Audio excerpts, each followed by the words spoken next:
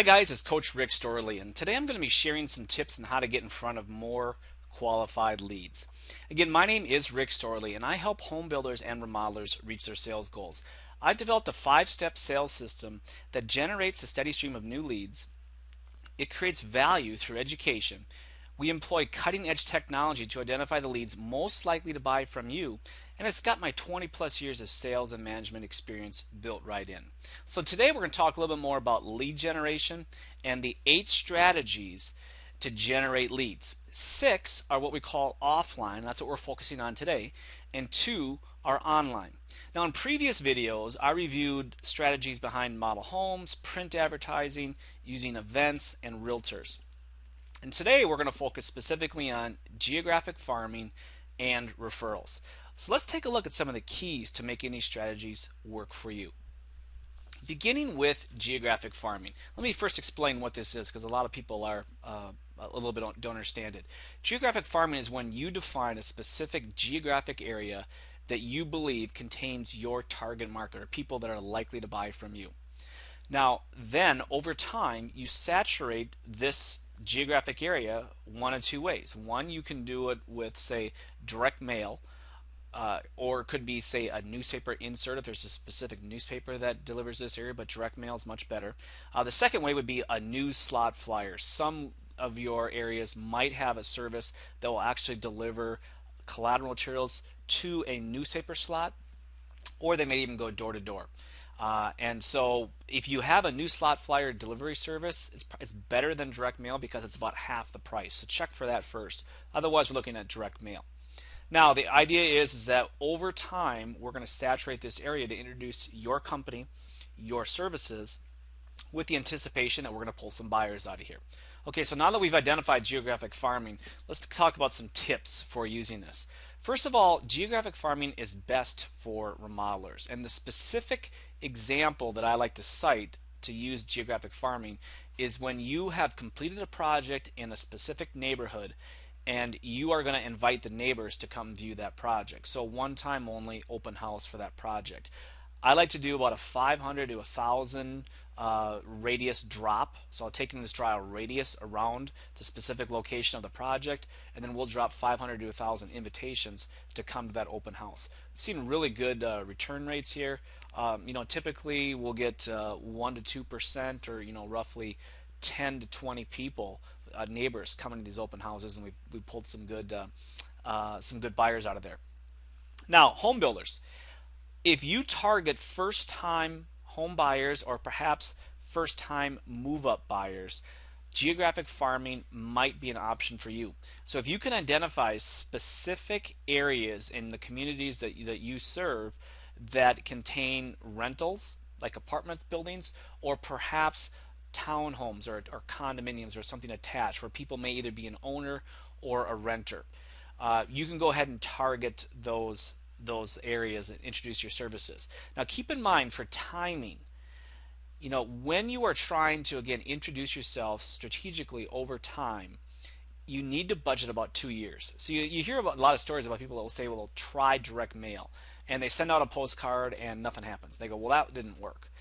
The idea here is that it's going to take time, and you're looking at one drop per month over about 2 years. So if you aren't prepared to budget to spend that much money, and a drop, like say if you're going to do 1,000, is typically 50 cents a piece between printing and postage.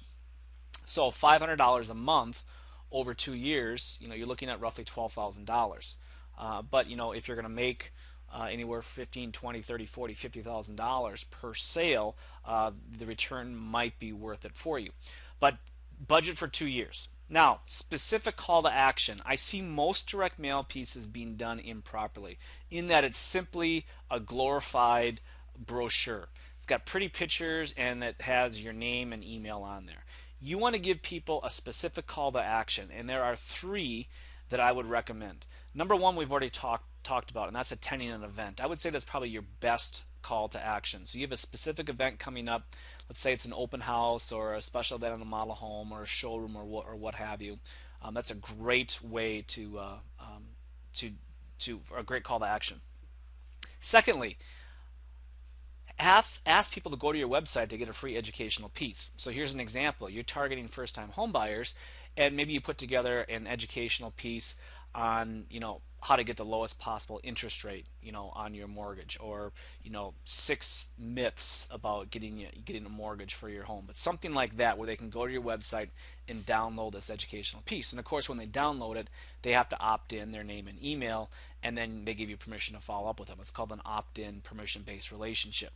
Now, the third idea, and I don't like this one, but I know some people like to see if they can get the phone to ring. The third idea is to put what we call a dynamic phone number on the call to action. And we talked about this at length on our video where we discussed the ideas behind print advertising.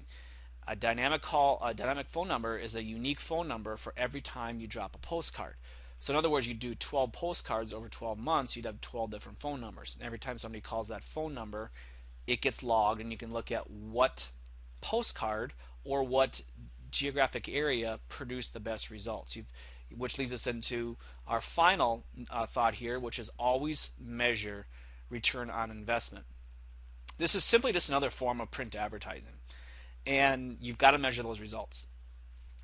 Now, 3 things to measure: web leads, phone calls, and event attendance. Web leads, phone calls, and event attendance.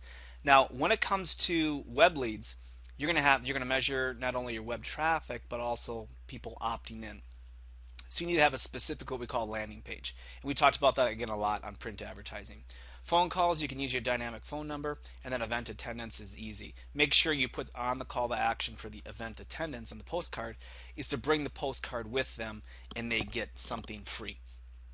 So you always want to receive something of value with your call to action.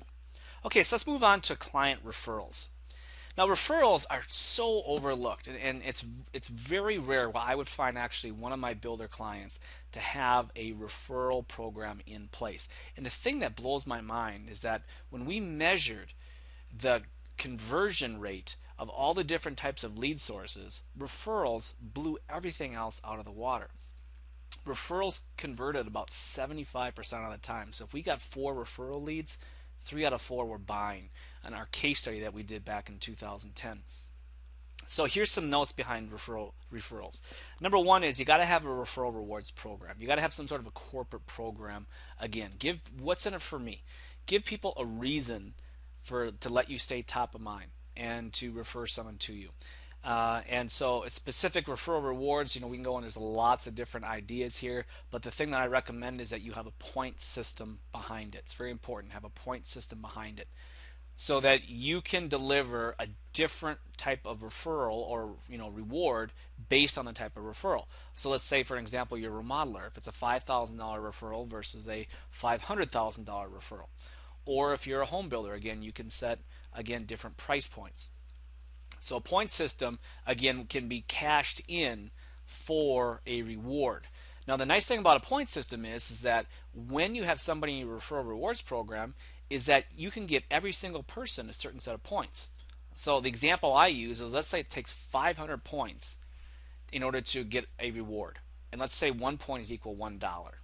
Now, let's say you build for one of your clients, and immediately upon closing, you give them 100 points in their account. So now they can't cash it in because they don't have 500 yet, but they've got something to look at every time you reach out to them. All right, staged experiences. This is something that is very, very important. This is the Nordstrom type experience. So when you are, going through the planning, the design, the construction phases, even the warranty phase of your project with your clients, it's very, very important that you take some time to stage a really remarkable experience. In other words, stage an experience that is referable or easily referable. Now, milestones. Milestones, usually relate to either an email or a card in the mail, and I much prefer a card in the mail. Some examples here would be birthdays. So get the birthdays of the entire family. You don't need to have the years. I mean, who cares how old mom is? But get the birthdays including the kids. So birthdays. The completion anniversary is an important one. Completion anniversary, so you can always send out, congratulations. And then finally, pick a holiday that you want to send to each year, not Christmas. So pick a holiday that's not Christmas, such as like St. Patrick's Day. My accountant sends me a card every St. Patrick's Day. Thanksgiving's a good one. But Christmas, everyone gets inundated with cards, so you want to stay away from that particular holiday. Okay, events. So there's a couple of different ways to do events. Number one, I recommend doing 2 events a year. So typically something in the summer and something around the holidays. And events, you can either bring people to you, which is great because you can then invite your best prospects to meet the people who have already bought from you, and they will sell for you very, very hard. Or you can go to them. And that's okay too. So if you're a home builder and you build in a specific neighborhood where you have lots of people that are close by, best to have an event where they come to you. You can have it at the model home or an inventory home right in the neighborhood, set up a tent, whatever you want, and they can come to you and you'll have good attendance. If you are a remodeler or scattered lot builder where you don't have a whole lot of people in one particular area, I recommend you go to them. And this is an example of a type of an event. Say in the summertime, it's just a barbecue. If you have a demographic that you target that has kids, hey, have jumpers, you can have clowns, you can have face painting, barbecue, that sort of thing. And in the wintertime, you can do Santa if you want. You can partner with a charity and do some sort of a local charity drive. Now, if you are going to go to people, here's an idea. Okay, holidays, deliver a poinsettia over a weekend with your sales team or with your company. You can also, let's say, go to them and you can deliver a reward. So I mentioned a referral reward program should have a points behind it. So you can go out and give them a coupon for X amount of points, or you can run a special, let's say on a type of project, or X amount off of a certain type of option that you have in your homes. Work with one of your manufacturers and do something like that. So you can go out to people, press the flesh, and maybe you give them something else. If it's a gift in the summertime or a gift again around the holidays. So either way, come to them or go to them, excuse me, or have them come to you. Now, weekly promotion goes back to the sales team. Weekly personal contact. One of the things I recommend is that each salesperson should be talking to, roughly 1 to 2 past clients each week. And it's simply just a goodwill gesture. Hey, how are things going? How are the kids doing? I see you've got X amount of points in your referral rewards program. Do you have any questions on the program, how it works? Share a story about how somebody else, got a referral from you, and of course, ask them if they know anybody that might be of interest or interested in your services. Key thing with referrals is when you ask for them is to put it in context. So instead of saying, hey, do you know anybody that's interested in building a home or remodeling a home, say, do you have any of your coworkers, neighbors, or friends or family, anybody in your golf league or anybody in your bowling team, whatever it is. So put it in context so they can think about specific people in their sphere of influence. And then finally, 6 to 12 times a year, you should be doing some sort of an email update. 6 to 12 times a year. Now, the best type of updates to do would be to show people what their point totals are. Tell a story about somebody that just got a reward, they cashed in, they referred somebody. You have an event coming up that you're promoting, you're partnering with a charity, anything and everything that would be of interest. Or if you can again run a special on maybe some of your services for your past clients or their friends, you can put that in the email as well. That is it for geographic farming and referrals. Hey, thanks so much for listening. If you have any questions, you can use the contact information on the screen to touch base. Happy selling.